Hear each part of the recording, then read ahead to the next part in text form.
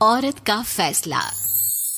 नैतिक मूल्यों से ये कहानी भले ही आपको इंसाफ करती ना दिखे, लेकिन जिम्मेदारियों की नजर से देखेंगे तो शायद कुछ समझ में आए। ये क्या है बहू, सुबह से घर का काम करती रहती है, फिर ऑफिस जाती है और बच्चों में लगी रहती है। अरे ऑफिस क्यों नहीं छोड़ देती, या फिर घर के लिए कोई नौकरानी रख ले। कैसी बात कर रही है माँ?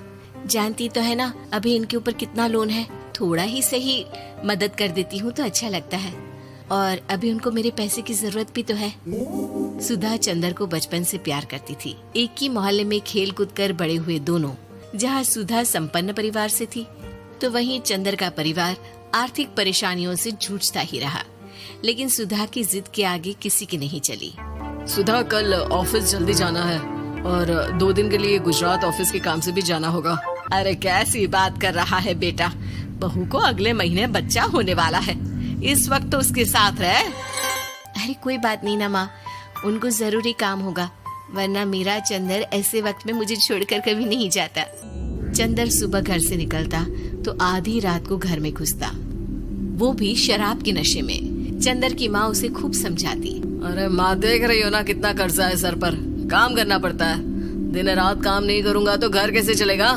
अरे लेकिन बहू को भी तो देख लिया कर, इस हालत में भी घर का बाहर का सारा काम करती है। चंदर तो जैसे माँ की बात सुनकर भी अनसुना कर देता है। ऑफिस के बाद चंदर का फोन माँ के पास आता है। माँ, वो ऑफिस के काम से आज रात के लिए पास के शहर के ऑफिस जाना पड़ रहा है, कल सुबह आ जाऊंगा। सुधा रात को कमरे में सो रही होती है कि उसके पेट में दर्द होता है। सुधा चंदर को वीडियो कॉल करती है। इनको फोन कर लो, शायद कुछ आराम मिले।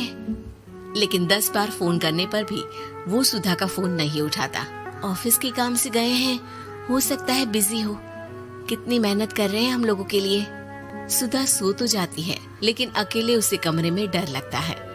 अगले रोज चंदर घर आता है, जहाँ सुधा ऑफिस जाने के लिए तैयार हो रही थी। तुम आज भी ऑफिस जाओगे?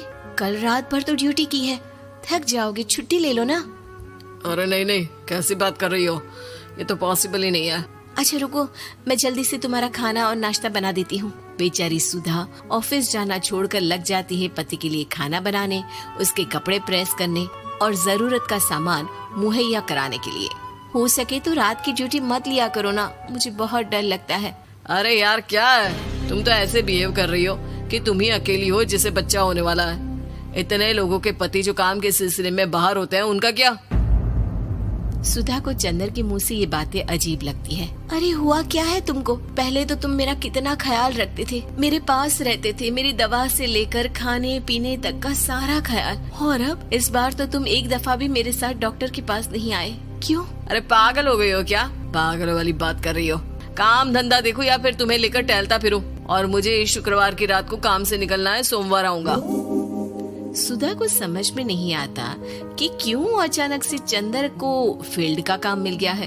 लेकिन एक दिन, सुधा, मैं और चंदर जरा एक रिश्तेदार के घर जा रहे हैं, तुम भी तैयार हो जाओ, घर में अकेली कैसी रहोगी। अरे नहीं नहीं, इस हालत में इसे लेकर जाना ठीक नहीं है।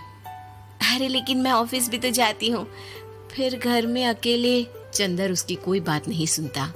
वो सीधा कार निकालकर माँ को लेकर चला जाता है।